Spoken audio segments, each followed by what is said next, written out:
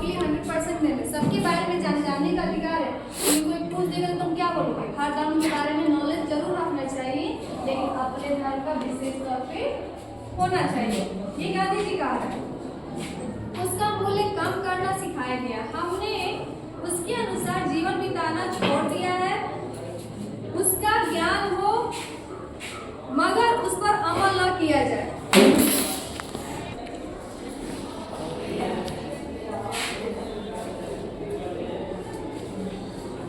हमने उसके अनुसार जीवन बिताना छोड़ दिया है। उसका ज्ञान हो मगर उस पर अमल न किया जाए तो हम मसाले में रखी हुई लाख जैसी है, जो शायद दिखने में सुंदर हो परंतु उससे कोई प्रेरणा या पवित्रता प्राप्त नहीं होती। इन सभी चीजों का नॉलेज रखो, लेकिन अपने धर्म पे विश्वास करो, उसका आदर सम्मान करो। ये ऊपर लाइन से कनेक्टेड है, बीच में एक उल्टा है, ठीक है, वो लाइन से कनेक्टेड है।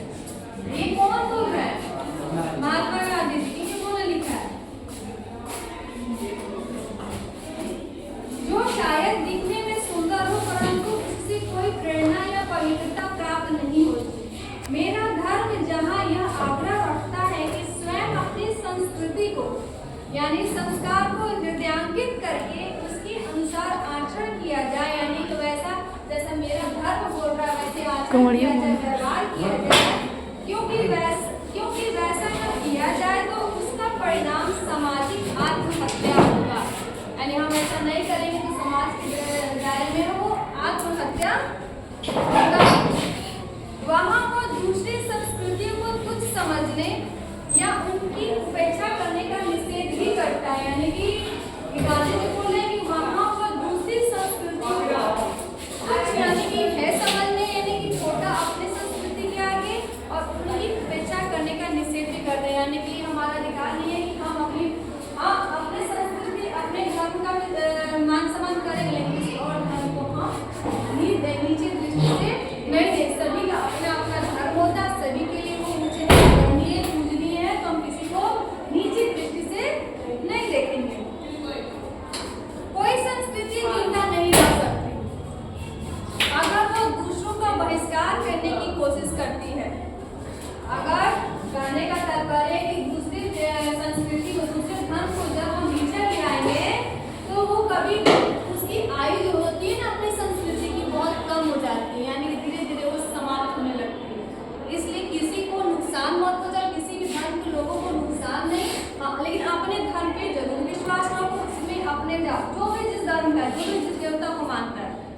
लेकिन ये नहीं कि हमारे देवता अच्छे हैं, मेरे घर के लोग अच्छे हैं और दूसरे वाले खराब है, ये नहीं करना है। किसी को नीचे गिरा के अपने आप को ऊपर नहीं उठाना, ये गलत है, कहीं पे भी गलत है, ठीक है।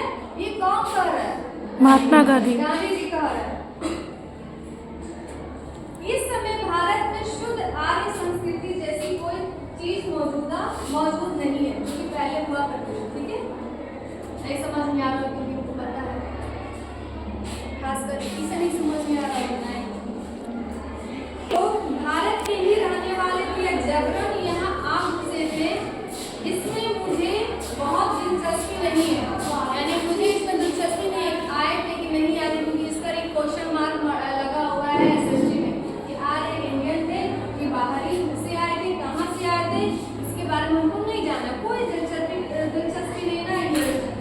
मुझे जिस बात में दिलचस्पी है वह यह है कि मेरे पूर्वज एक दूसरे के साथ बड़ी आजादी के साथ मिल गए और मौजूदा पीढ़ी वाले हम लोग उस मिलावट की ही उपज है।